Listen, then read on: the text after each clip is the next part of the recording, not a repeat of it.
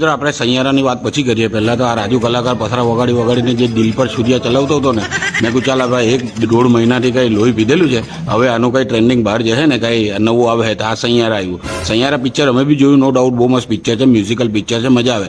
પણ આજનું યુથ તો જાણે એને જોઈને ગાંડું થઈ જાયેલું. એટલે હબ્બર રડે, દુનિયાભરનું રડે, રોદડા રડે, ડૂકે ભરીને રડે. પેલા ગર્લફ્રેન્ડ બોયફ્રેન્ડ એકબીજાને બાજીને રડે.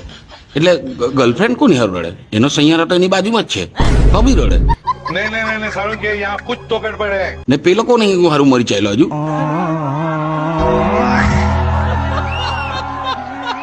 ये सब क्या देखना पड़ रहा है? अच्छा है मैं अंधा हूँ.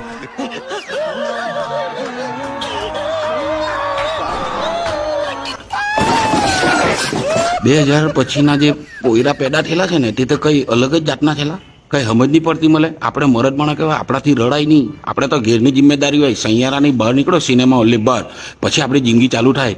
કેટલા હપ્તા બાકી છે, કોને કેટલા પૈસા દેવામાં આપણે ડૂબેલા છે, મા બાપને આપણે મદદ કરવાની. મોહિત સુરી કઈ આવીને આપણા ઘેરે બટાકાપુરી નથી બનાવવાનો. આપણા મા બાપને આપણે જ કામ લગાવવાનું છે. ના પહેલી વાત આ પિક્ચરનું નામ સૈયારા નહીં હોવું જોઈતું હતું, ગજનીની બેન સજની હોવું જોઈતું હતું.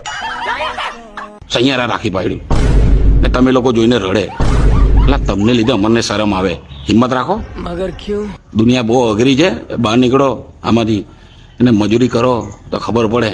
તમારા સૈયારા એક બાજુથી નીકળી જાય ને એ સૈયારા તો કેદારને તમને હાથ પર બનીને ગાળ પર લાટ મારીને તમને ભૈયારા બનાવી દીધેલા, ભૂલી ગયા.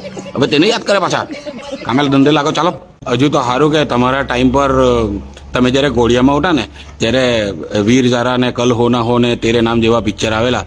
બાકી છે ને તમને ઘોડિયામાં સમજ પડતી હતી ને તો પેલા ઘોડિયામાં ઉપર રમકડું નહીં આવે લટકતું, તેમાં લટકાઈને જ ભોગરાઈ જતા, તમે મોટા હો નહીં થઈ રહે.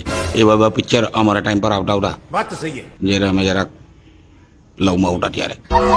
તો બી આજે અમે રેડા નથી, એકદમ સખ્ત લોડા છે. તપ